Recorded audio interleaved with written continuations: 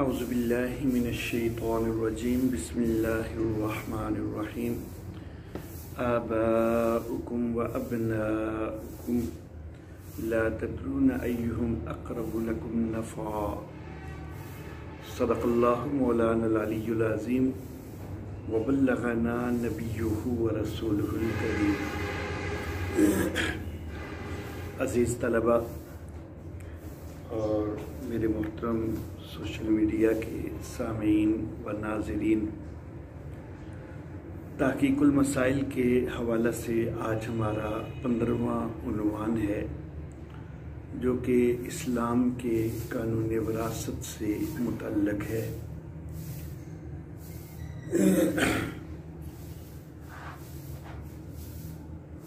شریعت اسلامیہ میں بیٹی کا وراثت میں حصہ بیٹے کی نسبت نصف رکھا گیا ہے۔ مزید تفصیل انشاءاللہ میری گفتگو کے دوران آ جائے گی۔ تو اس کے اوپر اعتراض کیا جاتا ہے کہ یہ عدل کے خلاف ہے،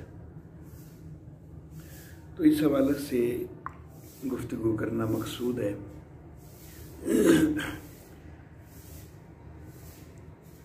جو لوگ یہ الزام لگاتے ہیں، غیر مسلم یا مستشرقین، حقیقت یہ ہے کہ ان کی اپنی تہذیبیں، ان کی اپنی معاشرتیں، ان کے اندر جو وراثت کے قوانین ہیں تو وہ غیر منصفانہ ہیں اور غیر جامع بھی ہیں۔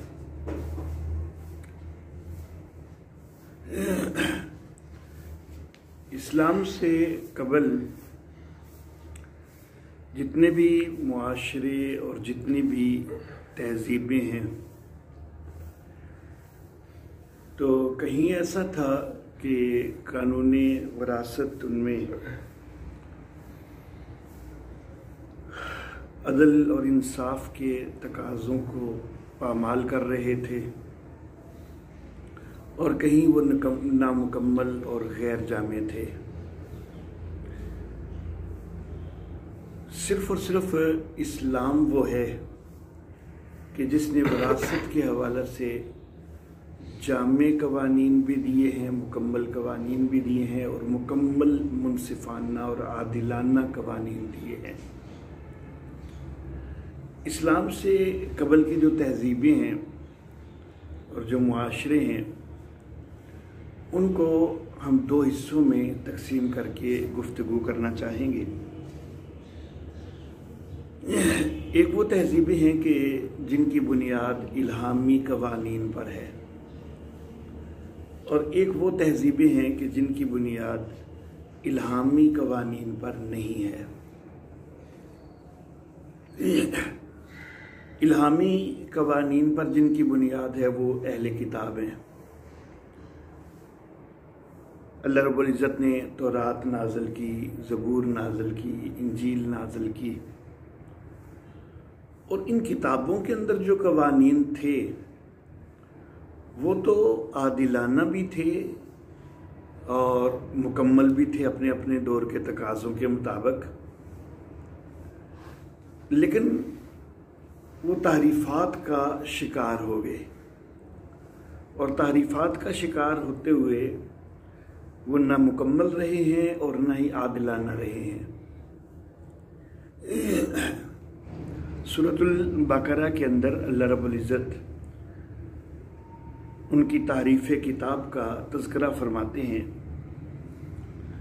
اللہ فرماتے ہیں کہ افتطمعون ان یؤمنوا لکم وقد کان فریق منہم یسمعون کلام اللہ ثم یحرفونہ من بعد ما عقلوہ وہم یعلمون۔ سورۃ المائدہ کے اندر بھی اللہ رب العزت نے کتابوں کے اندر ان کی تحریف کا تذکرہ کیا ہے کہ یحرفون الکلم عن مواضعہ،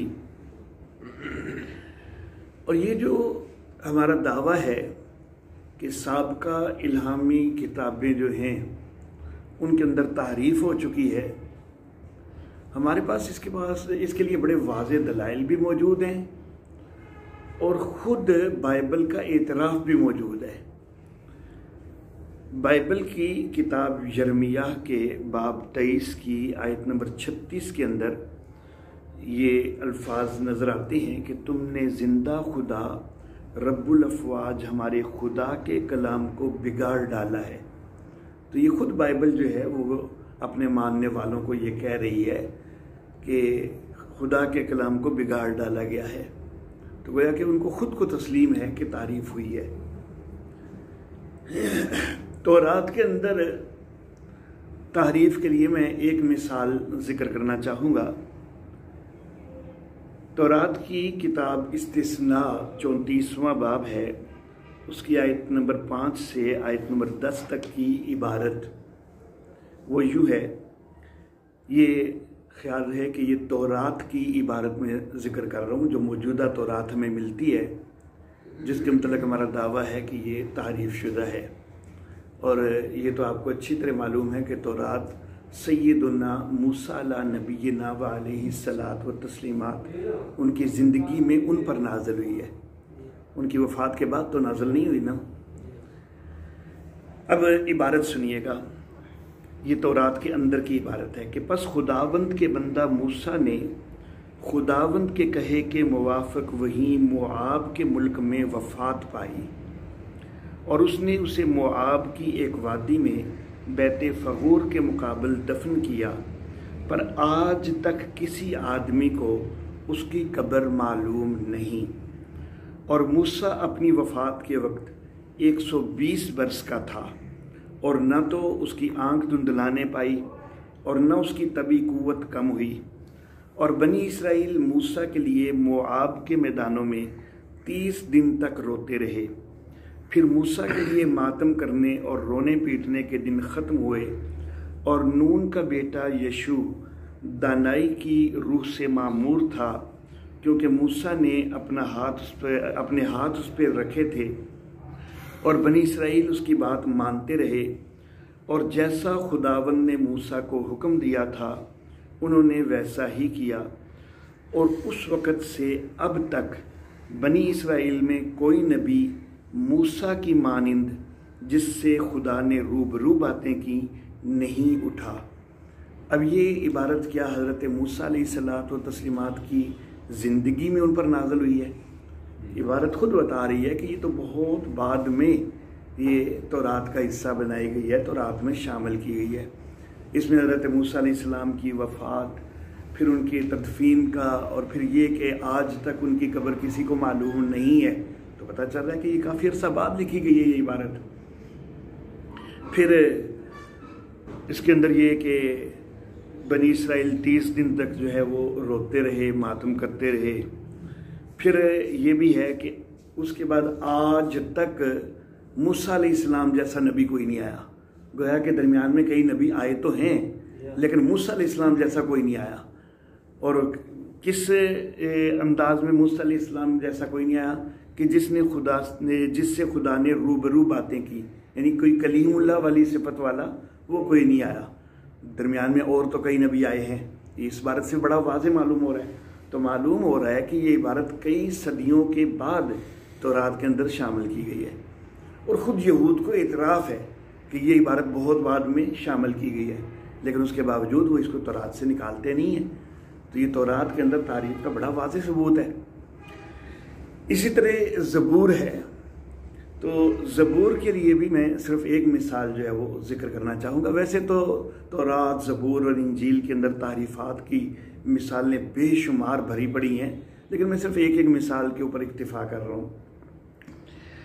زبور جو ہے نا، ظاہر بات ہے کہ یہ سیدنا داود علیہ الصلاۃ و تسلیمات پر نازل ہوئی ہے، اور جو سیدنا داود علیہ الصلاۃ و تسلیمات پر نازل ہوئی ہے کہ وہ ہے تو اللہ رب العزت کی طرف سے، تو اس کے ہر باب کی نسبت اصل میں تو ہونی چاہیے اللہ رب العزت کی طرف کہ یہ اللہ کا کلام ہے۔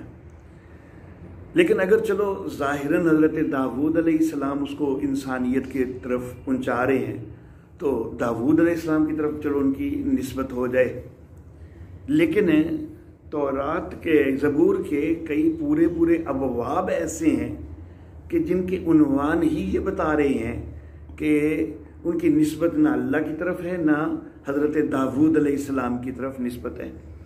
मसलन 44वें बाब का उन्वान है कि मीर मुग़नी के लिए बनी कोरेह का मज़मूर। अब ये बनी कोरेह की तरफ मंसूब है, ये हज़रत दाऊद अलैहिस्सलाम की तरफ मंसूब ही नहीं है।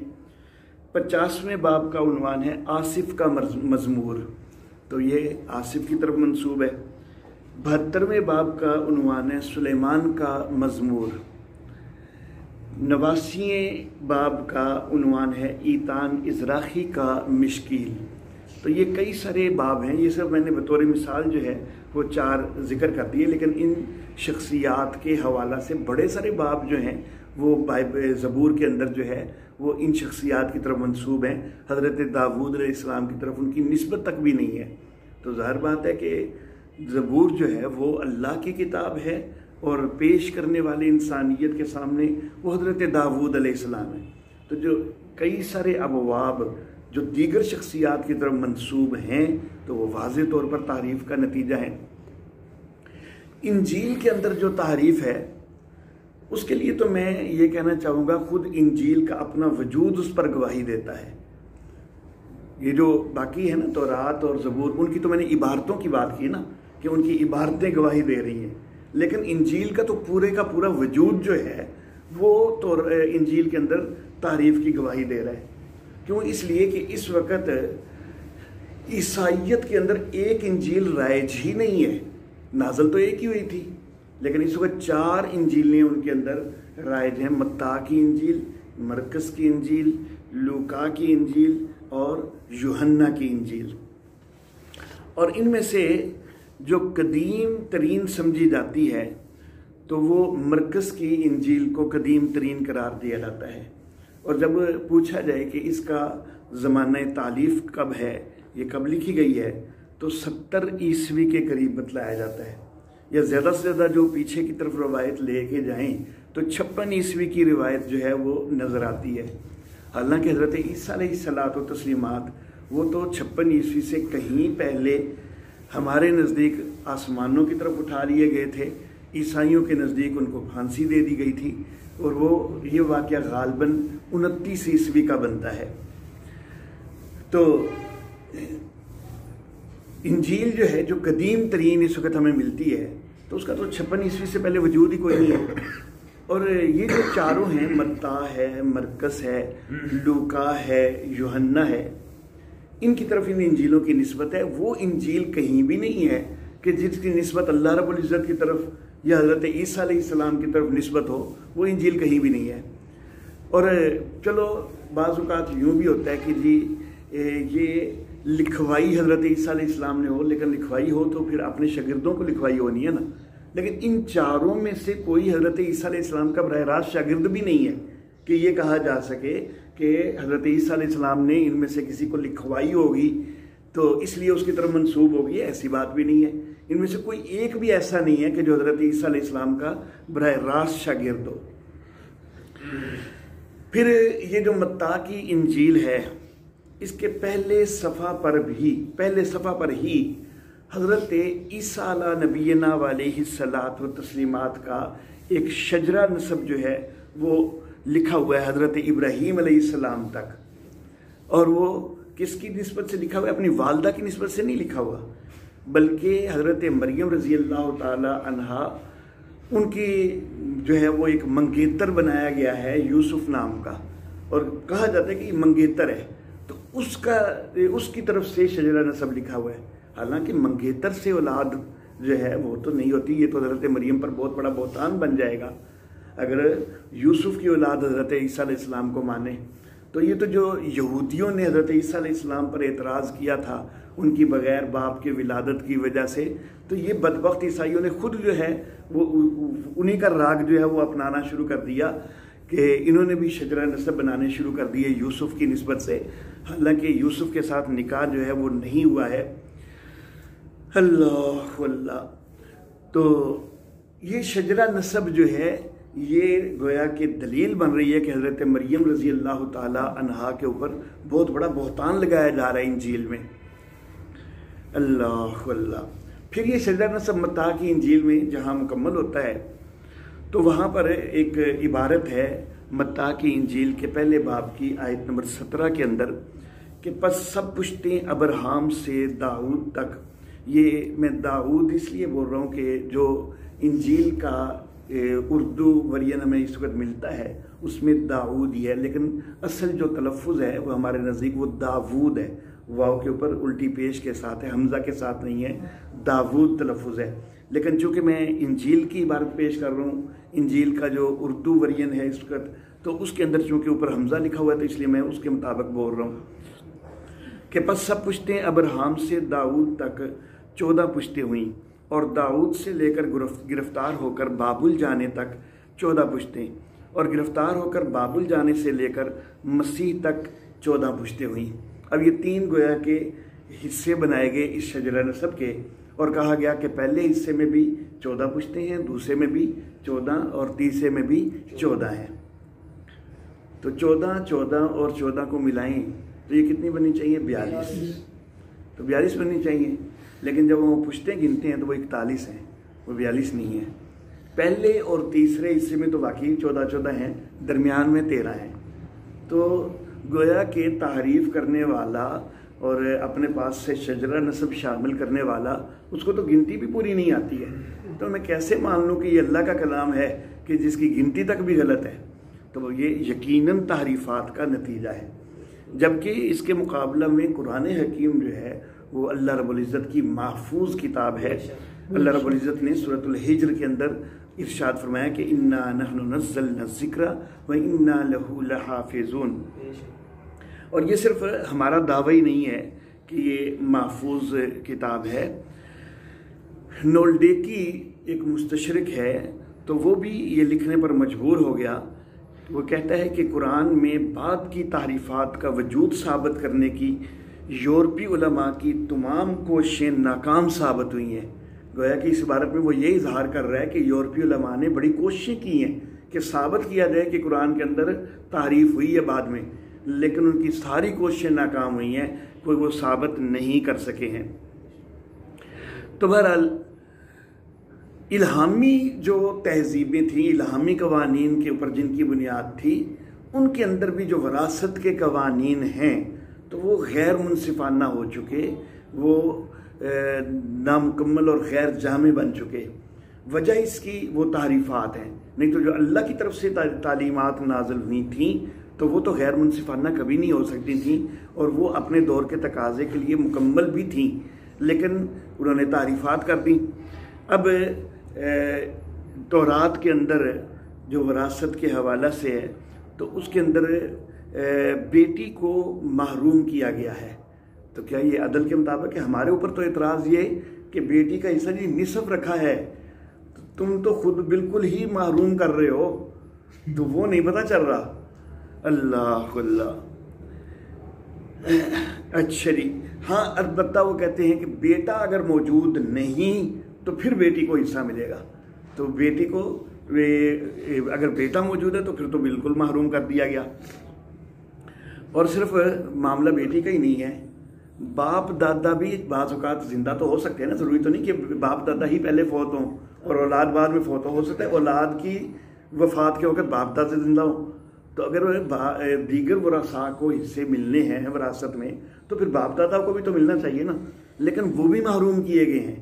اور مزے کی بات یہ ہے کہ باپ جو ہے وہ محروم، لیکن چچا کو دیا جائے گا، حالانکہ چچا کا رشتہ بھائی دور کا ہے، باپ کا رشتہ قریب کا ہے، تو باپ کو نہیں دیا جا رہا اور چچا کو دیا جا رہا ہے۔ ذرا عبارت سنیے گا تورات کی، تورات کا حصہ جو گنتی ہے اس کے 27ویں باب کی آیت نمبر 8 سے 11 تک۔ اور بنی اسرائیل سے کہہ کہ اگر کوئی شخص مر جائے اور اس کا کوئی بیٹا نہ ہو تو اس کی میراث اس کو بیٹی کو دینا، یعنی اس کی بیٹی کو تب بھی ملے گی کہ اگر بیٹا نہیں ہے، اگر اس کی کوئی بیٹی بھی نہ ہو تو اس کے بھائیوں کو اس کی میراث دینا، اگر اس کے بھائی بھی نہ ہوں تو تم اس کی میراث اس کے باپ کے بھائیوں کو دینا، باپ کو نہیں، باپ کے بھائیوں کو دینا۔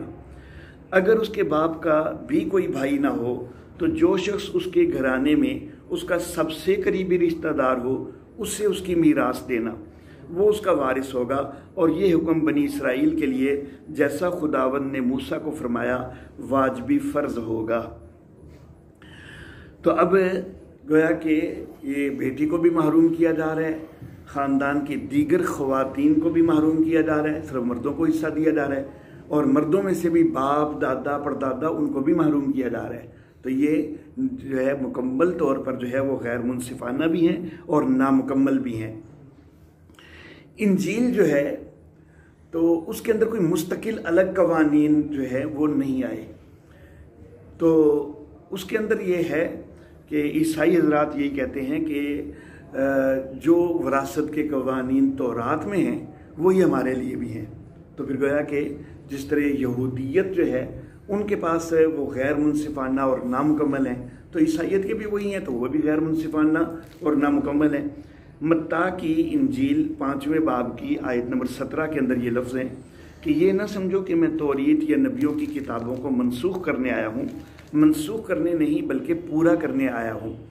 تو گویا کہ جو قوانین نئے انجیل میں نہیں آئے تو وہ پہلی کتابوں کو ہی، اسی لیے عیسائیت جو ہے وہ صرف انجیل کو شائع نہیں کرتی ہے بلکہ وہ پہلی کتابوں کو بھی ساتھ شائع کرتے ہیں۔ وہ اس کو نام بائبل جو ہے وہ یا کتاب مقدس کا نام دیتے ہیں، اور اس کے اندر تورات بھی شامل کرتے ہیں، زبور بھی شامل کرتے ہیں، دیگر صحیفے بھی شامل کرتے ہیں۔ پھر اس کے 2 حصے بناتے ہیں، ایک عہد نامہ قدیم اور ایک عہد نامہ جدید۔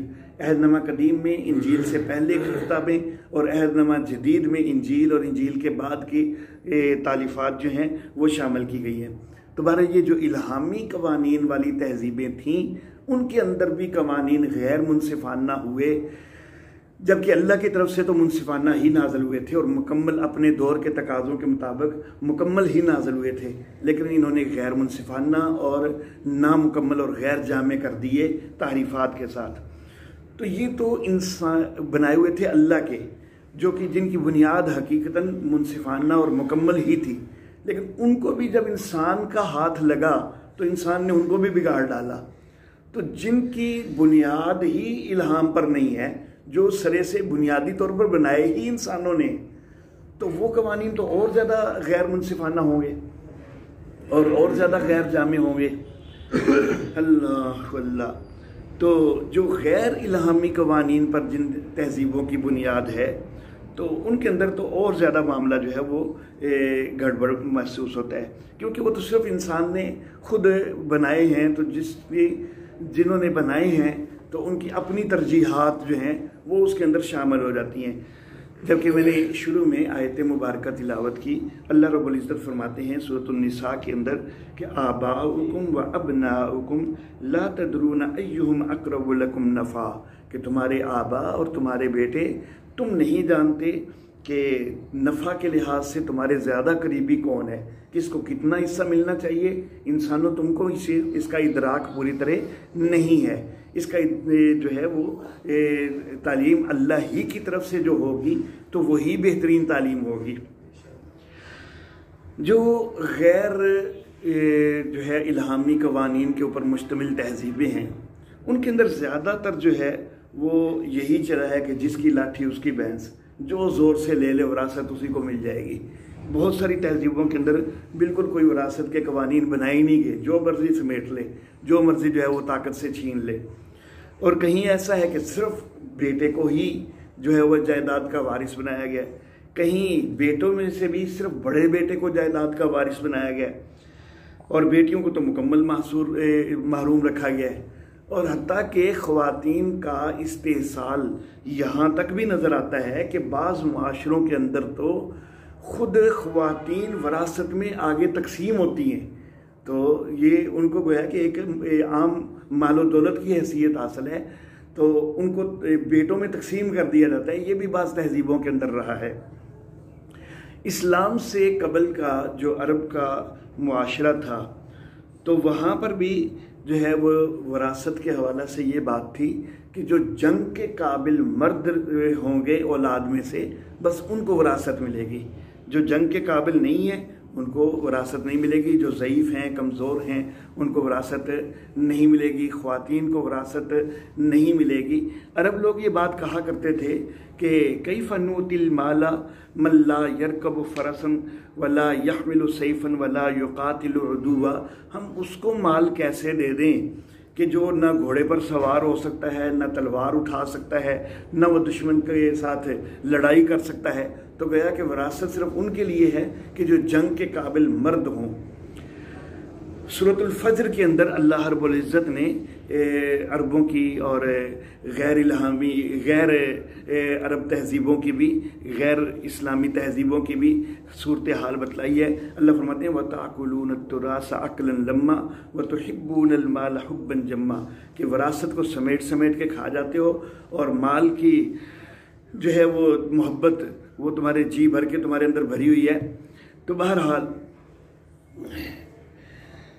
سارے معاشروں کے اندر غیر منصفانہ اور غیر جامع قوانین تھے۔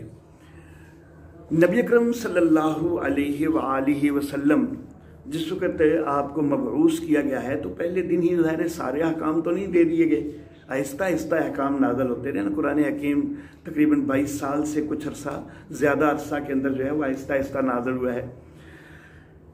اللہ غزوہ احد کے اندر حضرت سعد بن ربیع رضی اللہ تعالیٰ عنہ شہید ہو گئے۔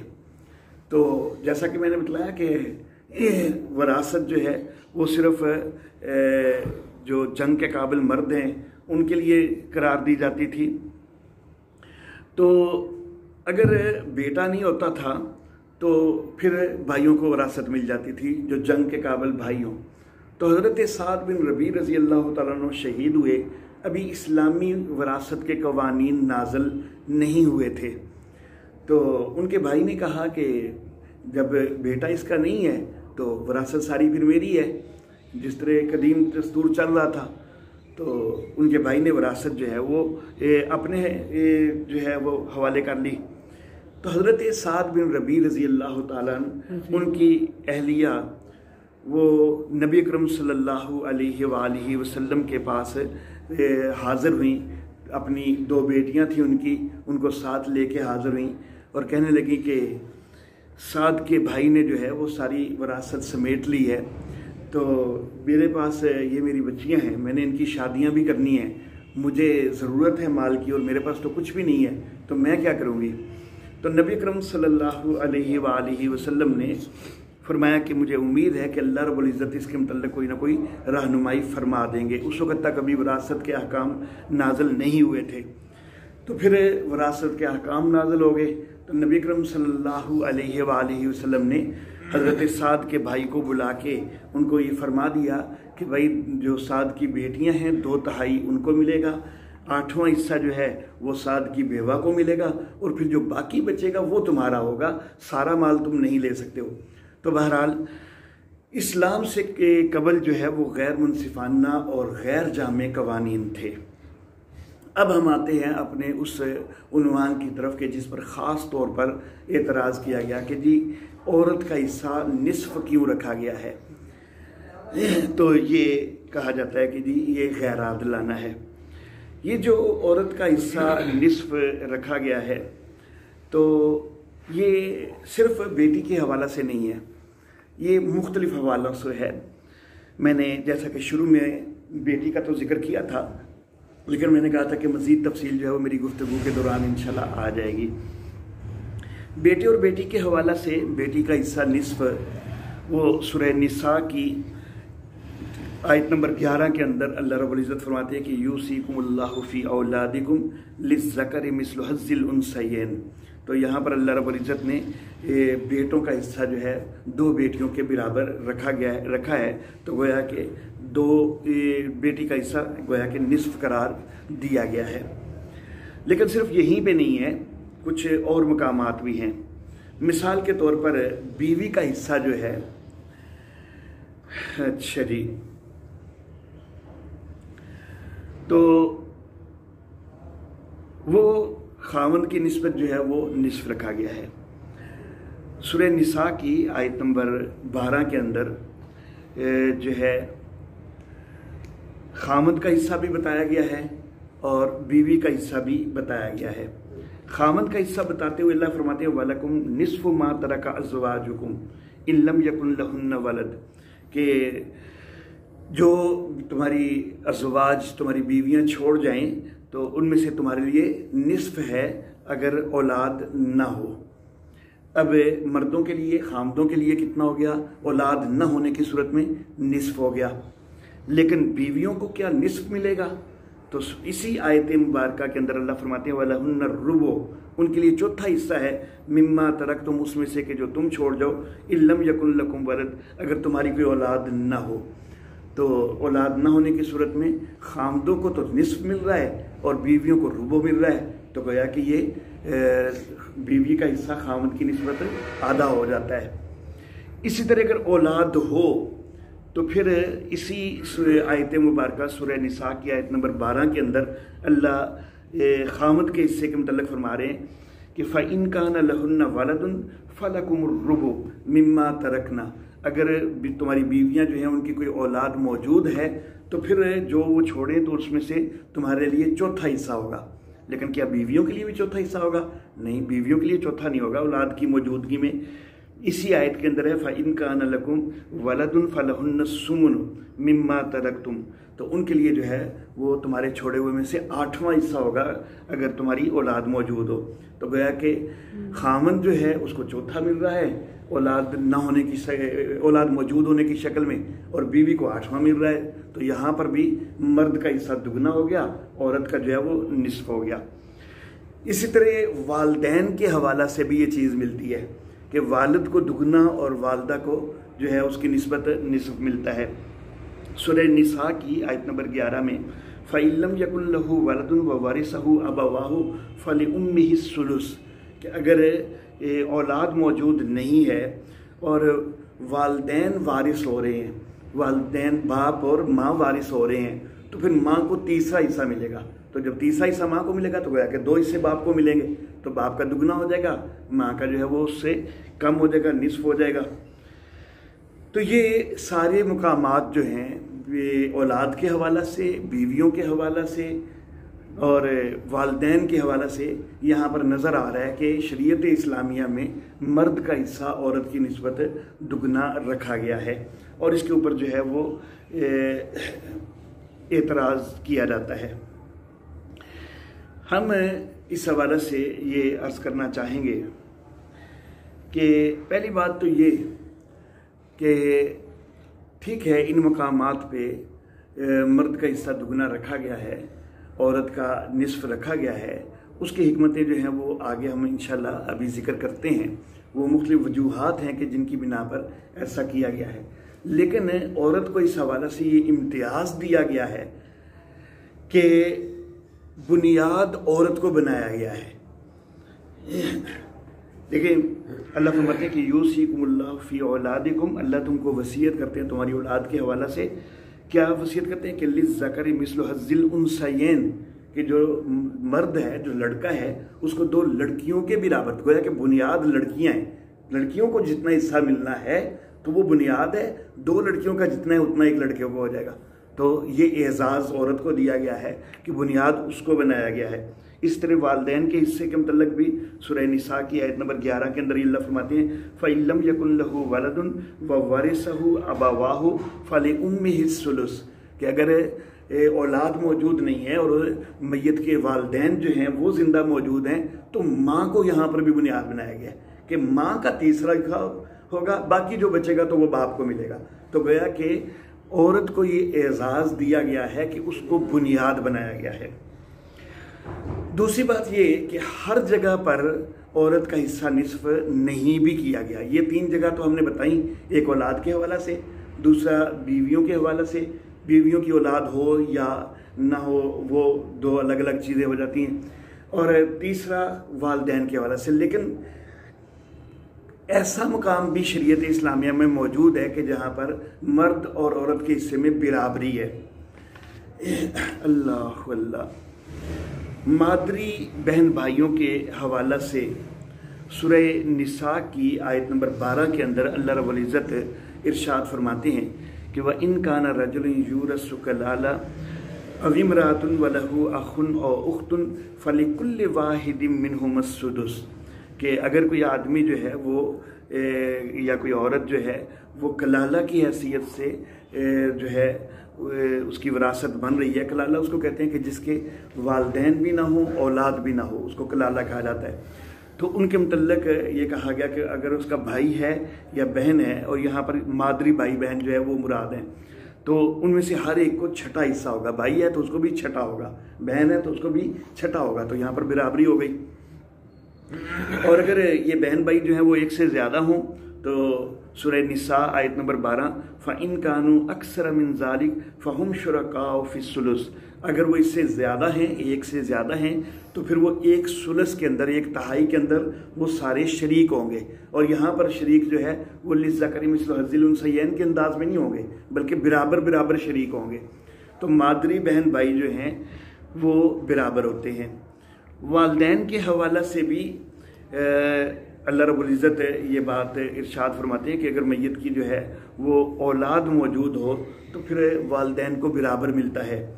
वली अबवैहि लिकुल्लि वाहिदिन मिनहुम अस्सुदुस मिम्मा तरक इन कान लहू वलद, सूरह निसा की आयत नंबर 11, कि वालदैन में से हर एक के लिए खवा मर्द बाप है या माँ है, सुदुस ही होगा जो आदमी ने छोड़ा है अगर उसकी कोई औलाद मौजूद हो। तो बहरहाल दो बातें मैंने अर्ज़ कर दी। एक बात मैंने ये अर्ज़ कर दी कि औरत को ये एजाज़ दिया गया है कि बुनियाद उसको बनाया गया है। दूसरी बात ये कि ये हर जगह पर नहीं है कि मर्द का हिस्सा जो है वो औरत की निस्बत दुगना ही होगा, बल्कि बाज़ मकामात पर बराबरी है और बाज़ मकामात पर जो है वो दुगना रखा गया है। अब ये दुगना क्यों रखा गया है, इसकी हिकमतें क्या हैं? तो मैं ये अर्ज़ करना चाहूँगा कि कफ़ालत की ज़िम्मेदारी पूरे ख़ानदान की, पूरे घर की, वो तो मर्द के ऊपर ही होती है ना। औरत के ऊपर कफ़ालत की ज़िम्मेदारी भी तो नहीं डाली अल्लाह ने। और सबसे ज़्यादा जो रकम की ज़रूरत पड़ती है वो तो अपने ख़ानदान की कफ़ालत के लिए ही पड़ती है ना। तो ख़ानदान की कफ़ालत जब मर्द ने करनी है तो फिर मर्द को मिलना भी तो ज़्यादा चाहिए, उसके पास ज़्यादा होना चाहिए ताकि वो कफ़ालत कर सके। औरत के ऊपर तो एक पैसे की कफ़ालत भी औरत की ज़िम्मेदारी नहीं लगाई गई। जिस वक़्त औरत, बल्कि खुद औरत जो है खुद मर्दों की कफ़ालत में रहने वाली है, उसके तो अपने ऊपर भी मर्दों ने खर्च करना है। तो औरत ने तो किसी के ऊपर एक पाई भी खर्च नहीं करनी है, उसकी ड्यूटी से शरई तौर पर कहीं भी नहीं है। अल्लाह अल्लाह। शादी से पहले है तो बाप उसके ऊपर खर्च करेगा, भाई उसके ऊपर खर्च करेगा। शादी हो गई है तो खामद खर्च करेगा, और अगर वो नहीं है तो औलाद खर्च करेगी, बेटे खर्च करेंगे उसके ऊपर। अल्लाह अल्लाह। और फिर एक तो ये ख़ानदान की कफ़ालत, दूसरा ख़ानदान की कफ़ालत के अलावा कई दीगर मामलात में भी मर्दों को खर्च करना पड़ता है, औरत को वहाँ पर भी खर्च नहीं बताया गया, कोई ड्यूटी नहीं लगाई गई। कि मिसाल के तौर पर माशरती ताल्लुकात निभाने हैं, लोगों से ताल्लुकात निभाने हैं, तो वहाँ पर औरतों की ड्यूटी नहीं लगाई गई है कि वो जो है ना वो निभाने के लिए वो खर्च करें, बल्कि मर्द जो हैं तो वो ही ताल्लुकात निभाने के लिए एक दूसरे को तहाइफ वगैरह, शादी ब्याह वगैरह पर भी या दीगर मौके पर भी वो मर्द की ज़िम्मेदारी होती है कि मर्द उन लोगों को जो है ना अपने अजीज़ व अकारब को तहाइफ भेजते हैं। और बज़ाहिर औरत भी भेज रही हो तो खर्च खामन का ही हो रहा होता है, तो वो मर्दों की ज़िम्मेदारी होती है। अल्लाह अल्लाह। फिर वरासत जो है, जो उमूमी चीज़ है, वो वालदैन से औलाद की तरफ आ रही होती है। और ख़ुद ये वालदैन जिस वक्त ज़ईफ़ हो जाते हैं, बूढ़े हो जाते हैं, तो इनको भी किसने संभालना है? ये भी मर्द की ज़िम्मेदारी है। बेटे की ज़िम्मेदारी तो नहीं लगाई गई कि वालदैन को आपने संभालना है, बेटे की ज़िम्मेदारी लगाई गई है कि ये आपने संभालना है। तो इस वजह से भी बेटे को हिस्सा जो है वो ज़्यादा मिलना ये एक हिकमत के तकाजे के मुताबिक है। ख़ुद जिनका हिस्सा इसको ट्रांसफ़र होना है, जिसका मिलना है, उनको भी तो इसी ने संभालना है, बेटियों ने संभालना नहीं है शरई तौर पर। हाँ, दौर हाज़र में बेटे लापरवाही करें तो उन बेटों की ख़राबी है, वो शरीयत इस्लामिया की तो ख़राबी नहीं है। शरीयत इस्लामिया ने तो बेटों की ज़िम्मेदारी लगाई है। फिर यहाँ पर हो गया कि जी औरत को निसफ मिल रहा है और खामद को दुगना मिल रहा है, तो जी औरत के ऊपर जो है ये जुल्म हो गया जो इतराज़ किया जाता है। जब शादी होती है تو شادی صرف مرد کی ہوتی ہے یا عورت کی بھی ہوتی ہے؟ ظاہر عورت کی بھی ہوتی ہے. اور شادی کے بعد جو کوئی ازدواجی تعلق وغیرہ ہے کیا اس میں صرف مرد لذت حاصل کرتا ہے؟ عورت بھی تو لذت حاصل کرتی ہے. تو حق مہر صرف مرد کے ذمہ ہے تو وہاں پر نہیں کہا جاتا کہ مرد کے اوپر ظلم ہو رہا ہے. وہاں پر بھی شریعت نے صرف مرد کے ذمہ حق مہر لگایا. اور پھر صرف حق مہر ہی نہیں، نان و نفقہ بھی مرد کے ذمہ ہے عورت کی، اس کی رہائش کا خرچ بھی مرد کے ذمہ ہے. تو یہ سارا کچھ وہاں پر مرد کے اوپر جو ہے جو خرچہ اتنا ڈالا جائے تو وہاں پر تو کبھی نہیں کہا گیا کہ جی یہ ظلم ہو رہا ہے. عورت کو بھی حق مہر دینا چاہیے تھا جس طرح مرد حق مہر دیتا ہے.